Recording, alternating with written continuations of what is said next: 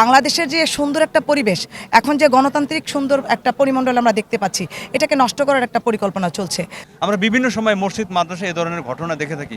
বাংলাদেশকে এ ধরনের যাদের কাছে আমরা শিক্ষা অর্জনের জন্য যাই তাদের কাছে এভাবে আর কতদিন এভাবে হেনস্থা হবে?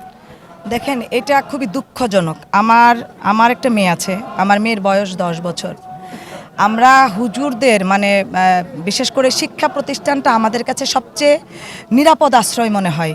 শিক্ষক কিংবা আমাদের মাদ্রাসার যারা আলেম ওলামারা আছেন তাদের কাছে আমাদের মনে হয় যে বাবা মায়ের মতো, ওনারাও এরকম অভিভাবক, কিন্তু ওনাদের দ্বারা বারবারই আমরা এই নিউজগুলো দেখছি।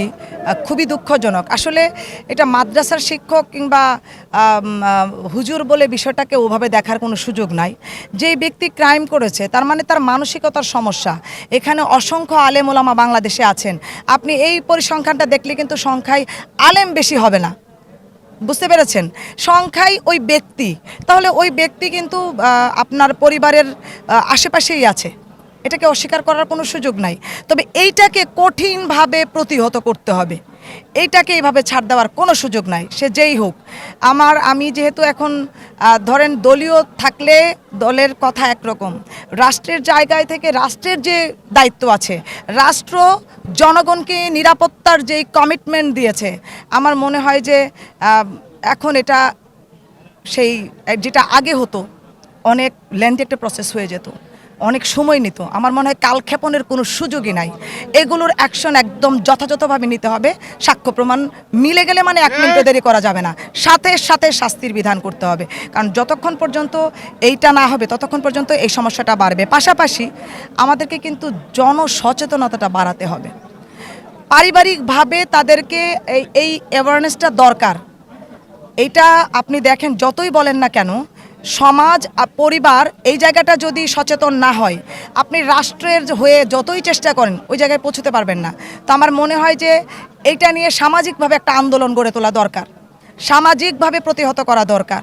পরিবার তার পরিবারের সন্তানদেরকে, পরিবারের মানুষদেরকে এই জায়গাটায় সচেতন করবে। পাশাপাশি বাচ্চাদেরকে আপনার গুড সাইড ব্যাড সাইড এটা নিয়ে খুব বেশি কাজ করতে হবে। কারণ আমার বাচ্চাটার সাথে কি হচ্ছে এটা একদিনে হচ্ছে না, কারো বাচ্চার সাথে যাই ঘটছে এটা একদিনে হচ্ছে না, এটা একটা প্রক্রিয়ার মধ্যে হচ্ছে। তো আমার মনে হয় এখানে আমাদের সাইফিল করার আর কিছু নাই। বাচ্চাদেরকে স্কুল পর্যায়ে, আমি অবশ্যই ডেমোক্রেসি ইন্টারন্যাশনালের সাথে আছি এবং আমরা একটা প্রজেক্ট নিয়ে কাজ করছি, সেটা হচ্ছে এই চাইল্ড অ্যাবিউজ কীভাবে রোধ করা যায়, তাদেরকে কিভাবে সচেতন করা যায়, এটা নিয়ে কাজ করছি। আমার মনে হয় এটা এবার রাষ্ট্রীয়ভাবে এটার দায়িত্ব নেওয়ার সময় এসে গেছে। বাচ্চাদেরকে সচেতন করা, গুড সাইড ব্যাড সাইডটা তাদেরকে ভালো করে বলা, কে বা কারা তাদের সাথে কীরকম আচরণ করছে এইটাকে তাদের কাছ থেকে শোনা এবং যথাযথভাবে অ্যাকশনে যাওয়া। আমরা দেখি তৌহিদি জনতা এখানে নীরব কেন? আমি আসলে তৌহিদি জনতা নীরব কেন সেটা বলবো না, তবে কোনো রাষ্ট্রের একদম যে একেবারে অপরাধী, আপনি চিহ্নিত অপরাধী, তাকে হত্যা করার অধিকার কিন্তু কোনো সাধারণ জনগণের নাই। এখানে রাষ্ট্রীয় আইন আছে, আইনের মাধ্যমে তার শাস্তির বিধান করতে হবে।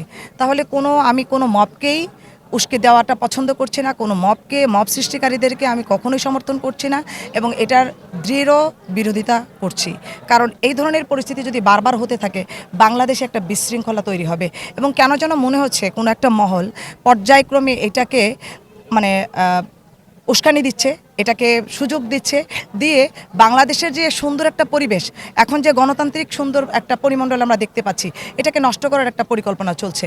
তো আমার মনে হয় তৌহিদি জনতা চুপ না জেগে আছে, এটার আগে আম জনতা আমরা জেগে আছি কিনা এটা খুব বেশি জরুরি।